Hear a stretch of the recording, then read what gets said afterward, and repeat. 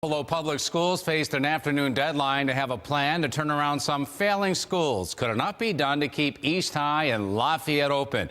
News 4's George Rickert has been getting new information all night. George? Well, the short answer is yes. After repeatedly getting the application process wrong, the superintendent and her staff went to Albany today and got it right.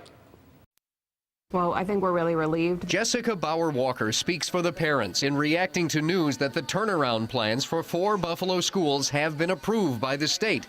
That includes the grant applications for Highgate Heights Elementary and Buffalo Elementary School of Technology. And it officially makes Johns Hopkins University the superintendent of both Lafayette and East High schools. It's good to have some objective perspective on the situation, and we can use all the help that we can get. So when you have somebody who's a national expert in school turnaround, in the meetings that we've had with Johns Hopkins, they've been very open to family and community involvement, so I think that's all good. Johns Hopkins will have complete control on what subjects are taught, methodology, and classroom hours, taking that control away from Pamela Brown for those 2 schools. She's not to have any control because it's a contract with the school board and the EPO. Superintendent Brown went to Albany with consultant Mary Gwynn and associates Deborah Sykes and David Mauricio to finally fill out the contracts and applications to the satisfaction of Deputy Commissioner of Education Ken Slentz.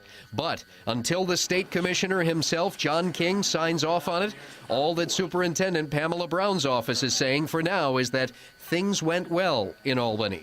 Shouldn't have come to this, but it did, and I'm glad the commissioner had them come to Albany, and I'm glad it's been resolved because that's what the students deserve. Now the real challenge is to make sure that these students achieve at higher levels, and that's the promise in the contract. So, with one major hurdle cleared now, the next issue to tackle is the 2,000 students who want to be transferred. The district's plan for that will be examined in Albany first thing on Monday. George Rickert for the 10 o'clock news.